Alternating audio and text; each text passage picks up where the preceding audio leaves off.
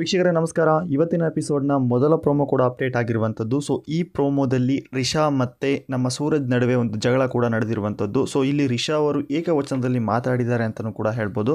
But ಇವರು ಮೊನ್ನೆಯಷ್ಟೇ ಒಂದು ಮ್ಯಾನ್ ಹ್ಯಾಂಡ್ಲಿಂಗ್ ಕೂಡ ಮಾಡಿದರು. ಇದೀಗ ಮತ್ತೆ ಸೂರಜ್ ಮತ್ತು ರಿಷಾ ಅವ್ರ ನಡುವೆ ತುಂಬ ಭೀಕರವಾಗಿ ಜಗಳ ನಡೀತಾ ಇದೆ. ಸೊ ಇಲ್ಲಿ ರಿಷಾ ಅವರು ಏಕವಚನ ಪದಗಳನ್ನು ಬಳಸಿದ್ದಾರೆ ಅಂತಲೂ ಕೂಡ ಹೇಳ್ಬೋದು.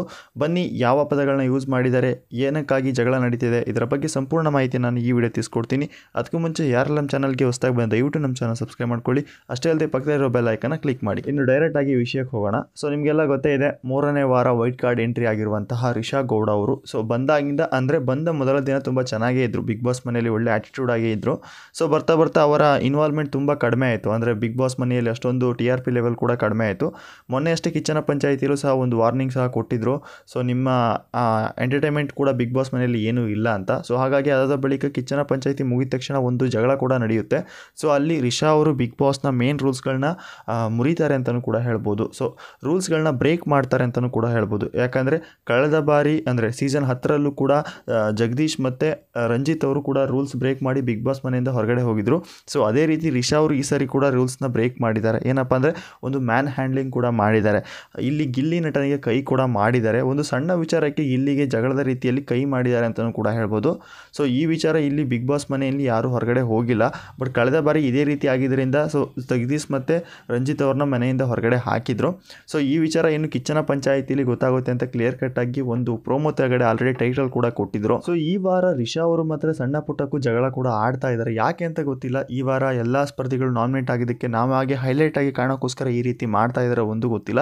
ಇದೀಗ ಸೂರಜ್ ಮತ್ತು ರಿಷಾ ಅವರ ನಡುವೆ ತುಂಬ ಭೀಕರವಾಗಿ ಜಗಳ ನಡೀತಾ ಇದೆ.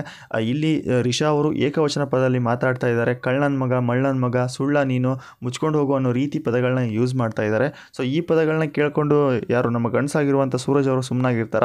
ಸೊ ಅವರು ಕೂಡ ಒಂದೊಂದು ಪದಕ್ಕೆ ಒಂದೊಂದು ಅರ್ಥ ಕೂಡ ನೀಡ್ತಾ ಇದ್ದಾರೆ ಅಂತಲೂ ಕೂಡ ಹೇಳ್ಬೋದು. ಅಷ್ಟೇ ಅಲ್ಲದೆ ವೀಕ್ಷಕರೇ, ಇಲ್ಲಿ ಸೂರಜ್ ಹತ್ರ ರಿಷಾ ಗೌಡ ಅವರು ಮಾತಾಡುವಾಗ ಪ್ರತಿಯೊಂದು ಪದಕ್ಕೆ ಇವರು ಮಳ್ಳನ ಮಗ, ನೀನು ಮಳ್ಳನ ಮಗ ಅನ್ನೋ ಪದಗಳನ್ನ ಯೂಸ್ ಮಾಡ್ತಾ ಇದ್ದಾರೆ.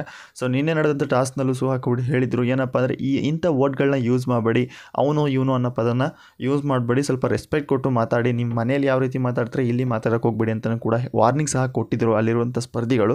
ಬಟ್ ಇಲ್ಲಿ ರಿಷಾ ಗೌಡ ಅವರು ಮತ್ತೆ ಅದನ್ನೇ ಮಾಡ್ತಾ ಇದ್ದಾರೆ. ಈಗ ಸೂರಜ್ಗೂ ಕೂಡ ಅಂಥ ಪದಗಳನ್ನ ಯೂಸ್ ಮಾಡ್ತಾ ಇದ್ದಾರೆ. ಸೊ ಹಾಗಾಗಿ ಮೇಕಪ್ ಲೊಕೇಶನ್ನಲ್ಲಿ ರಿಷಾ ಮತ್ತು ಸೂರಜ್ ಮಧ್ಯೆ ತುಂಬ ಜಗಳ ನಡೀತಾ ಇರುತ್ತೆ. ಸೊ ಹಾಗಾಗಿ ಇಲ್ಲಿ ಸೂರಜ್ ಅವರು ಏನು ಹೇಳ್ತಾರಪ್ಪ ಅಂದರೆ, ಕರೆಕ್ಟಾಗಿ ಮಾತಾಡು, ಮಳ್ಳನ ಮಗ ಅನ್ನೋ ರೀತಿ ಪದಗಳನ್ನ ಮಾತಾಡಬೇಡ ಅನ್ನೋ ರೀತಿ ಹೇಳ್ತಾರೆ. ಇಲ್ಲಿ ರಿಷಾ ಗೌಡ ಅವ್ರು ಏನು ಹೇಳ್ತಾರಪ್ಪ ಅಂದರೆ, ನಾ ಹಾಗೆ ಮಾತಾಡೋದು, ಏನು ಇವಾಗ ಹೋಗೋ ನೀನು ಅನ್ನೋ ರೀತಿಲಿ ಮಾತಾಡ್ತಾರೆ. ಸೊ ಆಗ ಸೂರಜ್ ಅವ್ರು ಏನು ಹೇಳ್ತಾರೆ, ಕಣ್ಣು ನೋಡ್ಕೊಂಡು ಮಾತಾಡು, ಎಲ್ಲರೂ ನೋಡ್ಕೊಂಡು ಮಾತಾಡಬೇಡ ಅನ್ನೋ ರೀತಿಲಿ ಮಾತಾಡ್ತಾರೆ. ಅಷ್ಟೇ ಅಲ್ಲದೆ ವೀಕ್ಷಕರೇ, ಇಲ್ಲಿ ಸೂರಜ್ ಎದುರುಗಡೆ ರಿಷಾ ಅವ್ರು ಏನು ಹೇಳ್ತಾರೆ, ನಾನು ಹೊರಗಡೆನೂ ಹೀಗೆ ಮಾತಾಡ್ತೀನಿ, ಇಲ್ಲೂ ಹಾಗೆ ಮಾತಾಡ್ತೀನಿ ಅನ್ನೋ ರೀತಿಲಿ ಮಾತಾಡ್ತಾ ಇದ್ದಾರೆ. ಸೊ ಈ ಪದಗಳಿಗೆ ಸೂರಜ್ ಅವರು ತುಂಬ ರ್ಯಾಶ್ ಆಗಿ ಮಾತಾಡ್ತಾ ಇದ್ದಾರೆ ಅಂತ ಕೂಡ ಹೇಳ್ಬೋದು. ಸೊ ಇಂಥ ಪದಗಳನ್ನ ನೀನು ಮನೆಯಲ್ಲಿ ಇಟ್ಕೋ, ಇದು ನಿಮ್ಮ ಮನೆ ಅಲ್ಲ, ಇದು ಬಿಗ್ ಬಾಸ್ ಮನೆ ಅನ್ನೋ ರೀತಿಲಿ ಮಾತಾಡ್ತಾ ಇದ್ದಾರೆ. ಸೊ ಈ ಒಂದು ವಿಚಾರದಲ್ಲಿ ರಿಷಾ ಗೌಡ ಅವರು ಮಾಡಿದ್ದು ಸರಿನಾ? ನಿಮ್ಮ ಪ್ರಕಾರ ನಿಮ್ಮ ಅನಿಸಿಕೆಗಳನ್ನ ಕಾಮೆಂಟ್ ಮುಖಾಂತರ ತಿಳಿಸಿ. ಸೊ ಈ ವಾರ ಎಲ್ಲ ಸ್ಪರ್ಧಿಗಳು ನಾಮಿನೇಟ್ ಆಗಿರುವ ಕಾರಣದಿಂದಾಗಿ ತುಂಬ ಹೈಲೈಟ್ ಆಗಿ ಕಾಣೋಕ್ಕೋಸ್ಕರ ರಿಷಾ ಗೌಡ ಅವರು ಈ ರೀತಿ ಮಾಡ್ತಾ ಇದ್ದಾರೆ ಅಂತ ಒಂದು ಗೊತ್ತಾಗ್ತಾ ಇಲ್ಲ. ಪದೇ ಒಬ್ಬೊಬ್ಬ ಸ್ಪರ್ಧಿಗಳಲ್ಲಿ ಜೊತೆ ಜಗಳ ಕೂಡ ಆಡ್ತಾ ಇದ್ದಾರೆ. ಸೊ ಮೊನ್ನೆ ಅಷ್ಟೇ ನಮ್ಮ ಗಿಲ್ಲಿ ನಟ ಜೊತೆ ಜಗಳ ಆಡಿದ್ರು, ಅಲ್ಲಿ ಮ್ಯಾನ್ ಹ್ಯಾಂಡ್ಲಿಂಗ್ ಮಾಡಿದ್ರು. ಇದೀಗ ಸೂರಜ್ ಅವ್ರ ಹತ್ರ ಮಾತಾಡ್ತಾ ಇದ್ದಾರೆ ಅಂತಲೂ ಕೂಡ ಹೇಳ್ಬೋದು. ನೋಡಬೇಕು ನೆಕ್ಸ್ಟ್ ಯಾರ ಜೊತೆ ಜಗಳ ಆಡ್ತಾರೆ ಅಂತ. ಸೊ ಇವತ್ತಿನ ಎಪಿಸೋಡ್ನ ಪ್ರೋಮೋದಲ್ಲಿ ಈ ಒಂದಿಷ್ಟು ಅಪ್ಡೇಟ್ಗಳು ಆಗಿತ್ತು. ಇದೇ ರೀತಿ ಅಪ್ಡೇಟಾಗಿ ನಮ್ಮ ಚಾನಲ್ನ ವಿಸಿಟ್ ಮಾಡ್ತಾ ಇರಿ. ಮತ್ತೆ ಸಿಗೋಣ ಮತ್ತೊಂದು ಇಂಟ್ರೆಸ್ಟಿಂಗ್ ಅಪ್ಡೇಟ್ ಜೊತೆ.